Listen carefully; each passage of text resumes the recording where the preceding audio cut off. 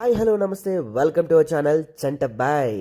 So నాకు shooting ఉన్నప్పుడు ఆ డే ఎలా గడుస్తుంది, ఆ డే ఎలా ప్రారంభమవుతుంది, సో షూటింగ్ డేని ఈరోజు మీకు చూపించబోతున్నాను అనమాట. నాకు షూటింగ్ ఉన్నప్పుడు ఉదయాన్నే 5ంటికి లేవడం అలవాటు. సో వెంటనే అన్ని పనులు అయిపోయిన తర్వాత మా ఇంట్లో ఉన్నటువంటి ముందు గణనాథుడికి నమస్కారం చేసుకుంటాను. సో నాకు నచ్చిన పెయింటింగ్ అనమాట, అందులో చాలా వినాయకులు ఉంటారు. ఆ తర్వాత కాశీ విశ్వేశ్వరుడు, మా కళాకారుల కులదైవమైన నటరాజస్వామికి నమస్కారం చేసుకొని, నాకు ఇష్టదైవం సో నిమిషాంబికాదేవి, వారికి కూడా నమస్కారం చేసుకొని షూటింగ్కి బయలుదేరుతాను ఆ రోజు. సో డెఫినెట్లీ షూటింగ్ ఉన్న రోజు మాత్రం నేను అందరికీ, మా దేవుళ్ళందరికీ నమస్కారం చేసేసుకొని చక్కగా ఆ డే హ్యాపీగా ఉండాలి, ప్రజెంట్గా ఉండాలి డే అని నేను ఆ డేని స్టార్ట్ చేస్తాను. సో ఈరోజు నేను వెళ్తున్న shooting cook with Jathiratnalu. So ఈ డే మొత్తం ఎలా గడిచింది అనేది ఈ వీడియోలో చూసేయండి. సో మర్చిపోకుండా లైక్ చేయండి, షేర్ చేయండి, సబ్స్క్రైబ్ మాత్రం చేయడం మర్చిపోద్దు. మీ channel Chanta boy. So early morning షూటింగ్కి బయలుదేరనమాట. ఈరోజు షూటింగ్ వచ్చేసి cook with Jathiratnalu. So shooting ఉన్నప్పుడు మాత్రం నేను చాలా ఎర్లీగా లేస్తాను. ఒక 4:30 అంటే బేసికల్ ఆ నైట్ ఎందుకు నిద్ర పట్టదు షూటింగ్ ఉంటే. షూటింగ్ ఉందన్న భయమా లేకపోతే ఏంటో తెలీదు. అంటే ఎర్లీ మార్నింగ్ లేవాలి అన్న ఒక ఇంటెన్షన్తో నిద్ర కూడా పట్టదు. సో అందుకే మ్యాక్స్ ఒక 2-3 అవర్స్ స్లీప్ వేస్తాను. సో షూటింగ్కి వెళ్ళిన తర్వాత షూటింగ్లో గ్యాప్ ఉంటే మాత్రం డెఫినెట్గా ఒక పవర్ న్యాప్ వేస్తాను అనమాట షూటింగ్లో. సో అలాగా ఎర్లీ మార్నింగ్ లేచేసి చక్కగా మన కాలకృత్యాలన్నీ తీర్చుకొని దేవుడికి పూజ చేసుకొని బయలుదేరుతాను. ఇంట్లో నేను బయలుదేరేటప్పుడు మాత్రం డెఫినెట్గా నాకున్న కొన్ని సెంటిమెంట్సా లేకపోతే ఏంటో తెలీదు. ఫస్ట్ మా ఇంట్లో గణపతి ఉంటారు, వారికి నమస్కారం చేసి ఆ తర్వాత పక్కనే కాశీ విశ్వేశ్వరుడు ఉంటారు. నాకు బాగా ఇష్టమైన ఫోటో, చాలా రేర్ ఫోటో. చాలా వీడియోలో నేను చాలాసార్లు చెప్పాను ఫోటో గురించి. అండ్ పక్కనే మా కులదైవం నటరాజస్వామి, ఆ తర్వాత ఇష్టకామేశ్వరి అమ్మవారు అక్కడే ఉంటారు. సో వాటికి ఎలా నమస్కారం చేసేసి బయలుదేరుతాను. డ్రైవింగ్ చేసేటప్పుడు మాత్రం డెఫినెట్గా సీట్ బెల్ట్ వేసుకోండి. అండ్ ఈ వీడియో నా పక్కన ఉన్నటువంటి మా అసిస్టెంట్ తీస్తున్నాడు అనమాట.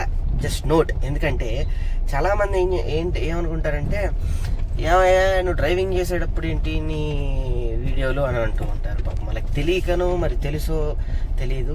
సో అందుకే వాళ్ళకి చెప్తున్నాను. సో నేను వెళ్ళేటప్పుడు ఎర్లీ మార్నింగ్ షూటింగ్కి వెళ్ళేటప్పుడు మాత్రం డెఫినెట్గా ఈ అద్దాలు దింపుకొని వెళ్తాను. ఏసీ అలాంటివి వేసుకోను. బికాజ్ ఆఫ్ ఎందుకు అని అంటే ఎర్లీ మార్నింగ్ చాలా ప్యూర్ ఆక్సిజన్ వస్తుంది, చాలా ఫ్రెష్ గాలి ఉంటుంది, పీల్చుకోవడానికి చాలా హ్యాపీగా ఉంటుంది. నేను వెళ్ళే దారిలో ఒక 2-3 గుళ్ళు ఉన్నాయి అన్నమాట అమ్మవారివి. సో డెఫినెట్గా అక్కడ అమ్మవారికి నమస్కారం చేసి వెళ్తాను.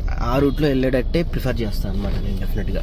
ఇంకో మెయిన్ థింగ్ ఏంటంటే నేను షూటింగ్కి వెళ్ళేటప్పుడు ఒకవేళ కనుక ఫిలిం నగర్ అండ్ కృష్ణానగర్ మీద నుంచి కనుక వెళ్తే అటు శారదా స్టూడియో కానీ అన్నపూర్ణగర్లో ఉంటే షూటింగ్ డెఫినెట్గా ఎర్లీ మార్నింగ్ ఇటువైపు నుంచి వస్తే డెఫినెట్గా నేను ఇక్కడ పూర్ణ టిఫిన్ సెంటర్లో టిఫిన్ చేస్తాను అనమాట. నాకు చాలా అంటే చాలా ఇష్టం. నాకే కాదు, చాలామంది సెలబ్రిటీస్ ఇక్కడ టిఫిన్ చేయడానికి వస్తారు.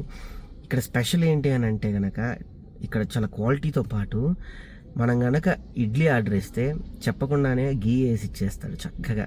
ఎంత బాగుంటుందో అడిగామనుకోండి, ఇంకా ఆ ఇడ్లీలో గీలో అలా ముంచేసి ఇచ్చేస్తాడు. అంత బాగుంటుంది. ఎన్టీఆర్ గారు కనుక ఒక ఇంటర్వ్యూలో చెప్పినట్టు ఒక 10 డజన్ ఇడ్లీలు తీసుకొని నెయ్యిలో అలా ముంచుకొని ఇలా తింటే అబ్బో స్వర్గం అన్నట్టు అంత బాగుంటుంది. సో టేస్టీ టిఫిన్ అనమాట ఇది. చాలా చాలా బాగుంటుంది. డెఫినెట్గా నేను మాత్రం ఇటువైపు వస్తే ఇక్కడ టిఫిన్ చేసి వెళ్తాను పూర్ణ టిఫిన్ సెంటర్లో. ఇక్కడికి వస్తే చాలా ఓల్డ్ మెమరీస్ అన్నీ గుర్తుకొస్తూ ఉంటాయి. బికాజ్ నేను ఈ సందులోనే, అంటే హైదరాబాద్ వచ్చిన కొత్తలో ఎప్పుడో ఒక 15-16 ఇయర్స్ బ్యాక్ ఈ సందులో ఒక 1 కిలోమీటర్ నడవాలన్నమాట. లోపల చాలా చిన్న చిన్న సందులు ఉంటాయి ఇక్కడ కృష్ణానగర్లో. ఆ లోపల ఎక్కడో ఉండేవాడిని అనమాట. పైన pent house 5th floor, lift కూడా ఉండేది కాదు. అలసిపోయి బస్సులో నుంచొని వచ్చి మళ్ళీ అలా ఎక్కాలి, మెట్లు ఎక్కి అలా పడుకుంటే అసలు ఎలా ఉండేదని అంటే అట్లా పడిపోయేవాడిని అనమాట. పిట్ట రాలిపోద్ది చూడు, అలా రాలిపోయేవాడిని అనమాట. సో ఇక్కడికి వస్తే ఆ మెమరీ కూడా బాగా గుర్తుకొస్తూ ఉంటుంది నాకు. సో మీకు చెప్పాను కదా, ఇక్కడ ఇడ్లీల మీద నెయ్యి కొంచెం వేయరు, అలా పోసేస్తారనమాట. వద్దు రానా చాలు ఇంకా అనేంతవరకు నెయ్యి పోస్తూనే ఉంటారు. సో అది వీళ్ళ స్పెషాలిటీ. నెయ్యి కూడా చాలా అంటే చాలా బాగుంటుంది. సో ఎంత టేస్ట్గా ఉంటుందంటే చెప్తే తప్ప ఆ టేస్ట్ తెలియదు. సో షూటింగ్ లొకేషన్కి వచ్చేసాను అనమాట. సో రూమ్ కాకుండా ఈరోజు క్యారీవ్యాన్ ఇచ్చారు నాకు, మా డిమాన్ పవన్కి ఇద్దరికి కలిపి. So welcome క్యారీవ్యాన్.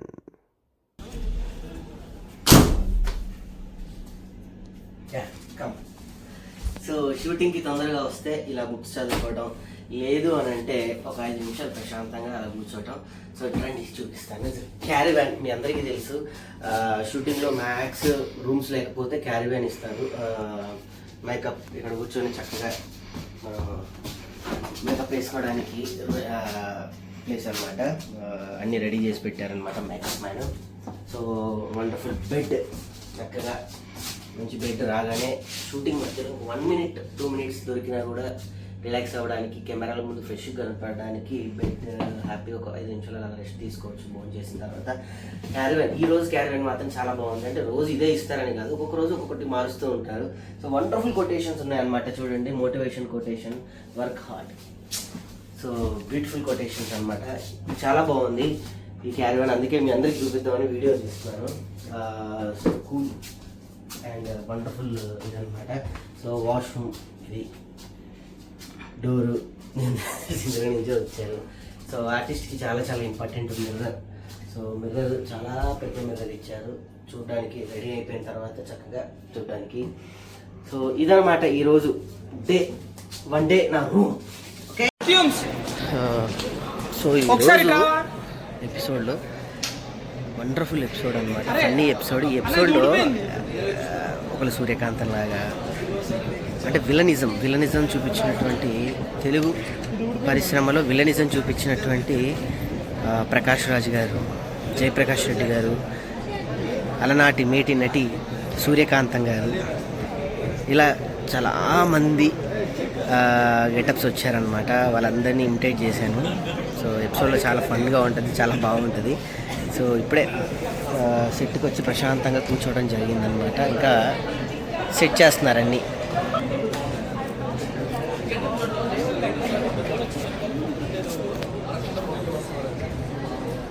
అరుణ మ్యామ్ నిజంగా ఈజ్ అ వండర్ఫుల్ యాక్టర్స్.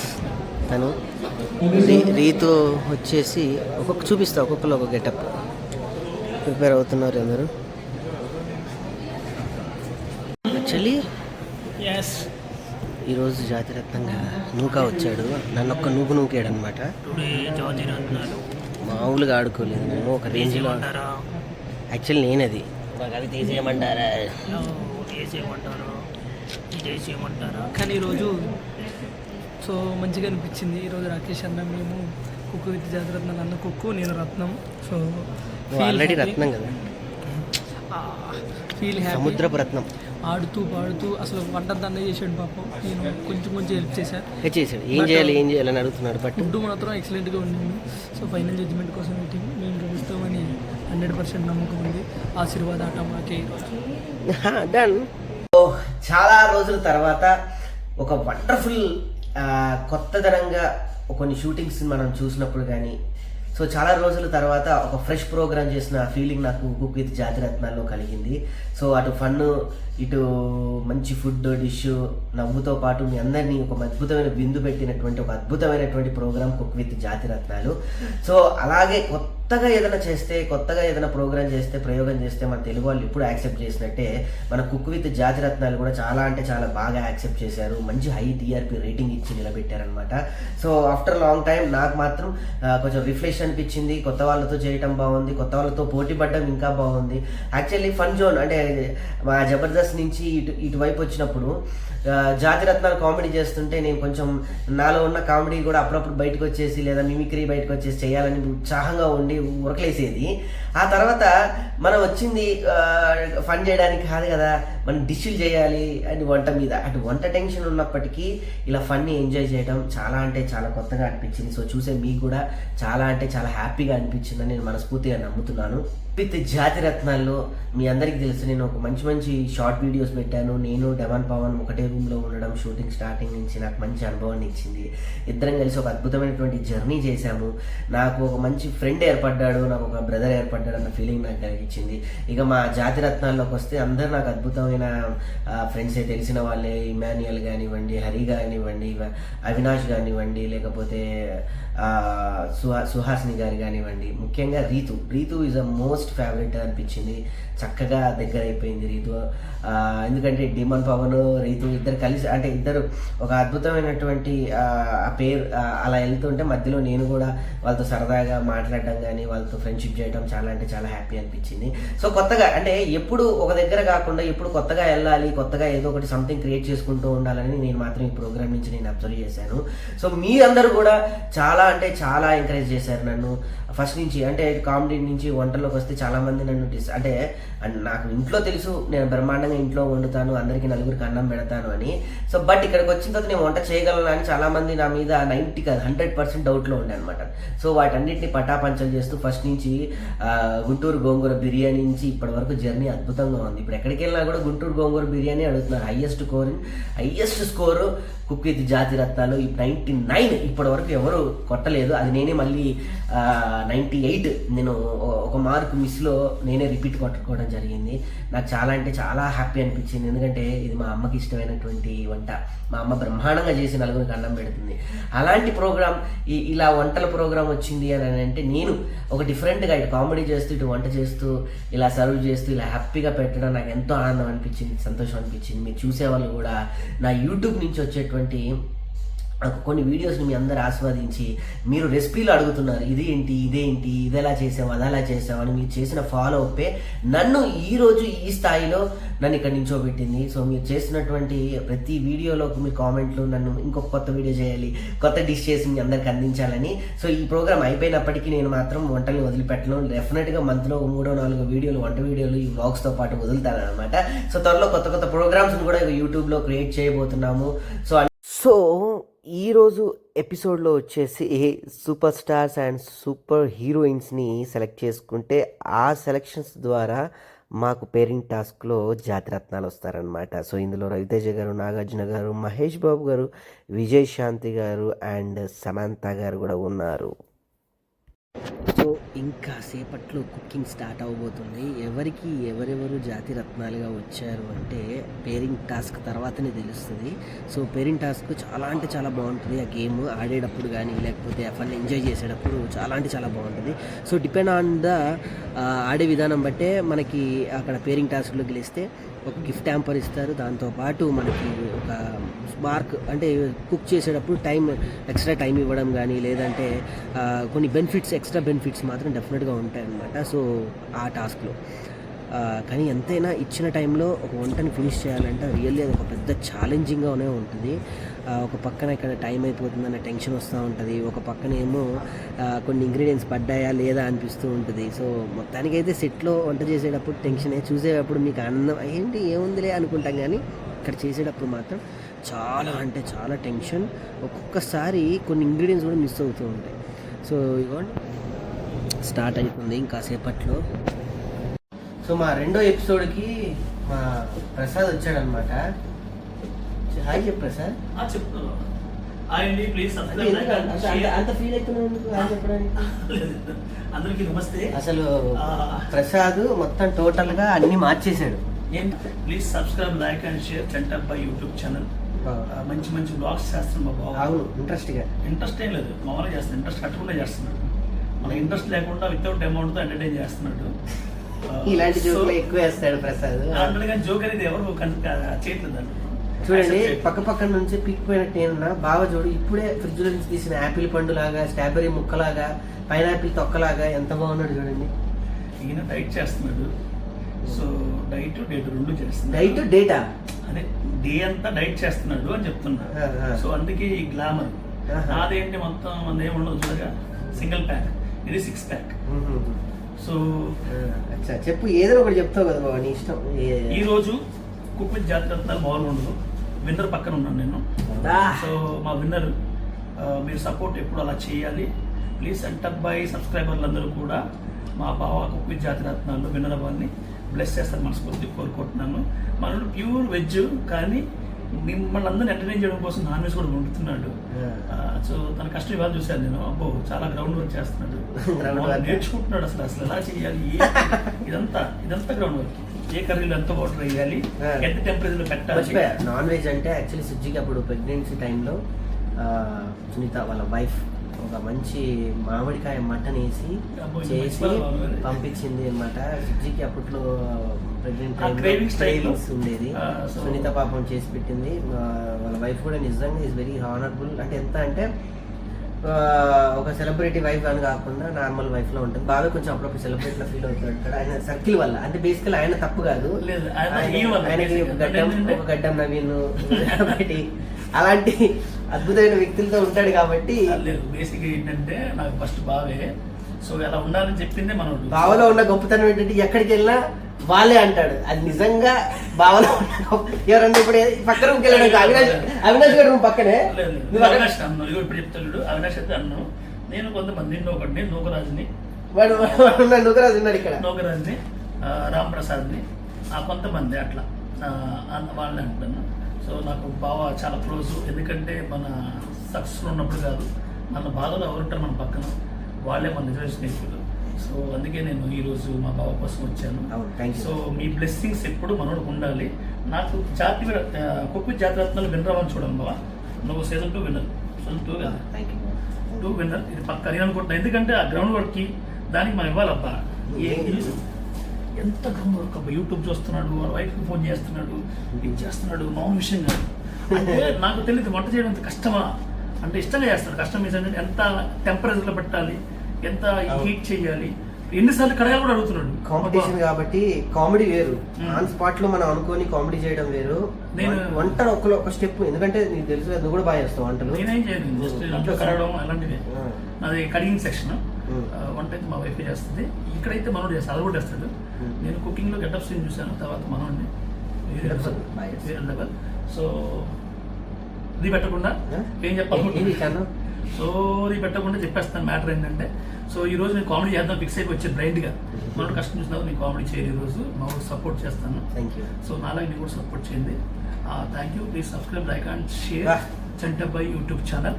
ఇది ఇప్పుడు అయిపోలేదు, ఇంకా చాలా ఉంది, మొత్తం చూపిస్తాను. బేసికల్లీ నేను షూటింగ్ చేసుకొని ఇంటికి వెళ్తున్నా. ఇప్పుడు టైం వచ్చేసి తెల్లారి 4 అవుతుంది. 4కి బిర్యానీ తింటున్నారు. మై గాడ్, అసలు రియల్లీ గ్రేట్. అసలు నాకు చూడండి జనాలు, నాకు ఎంత ఆశ్చర్యం అనిపించిందంటే 4M బిర్యానీ అంట ఇది.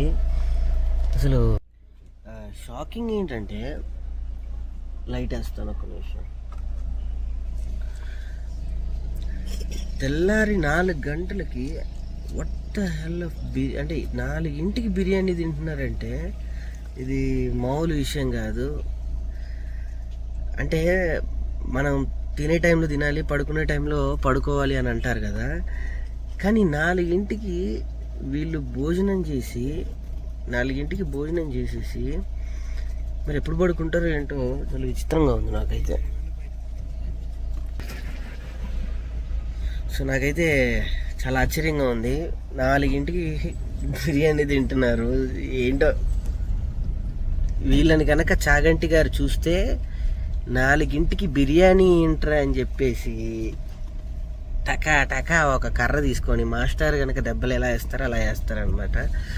ఏంటో బేసికల్లీ అదొక టైప్ ఆఫ్ ఇది.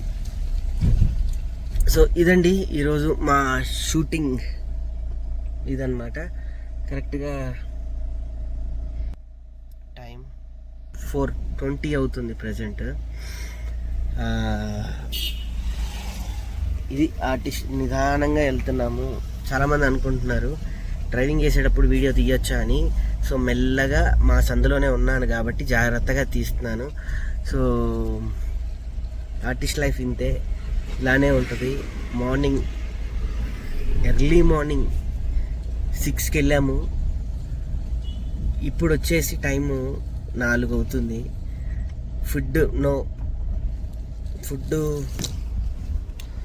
ఫుడ్ సరిగ్గా ఉండదు.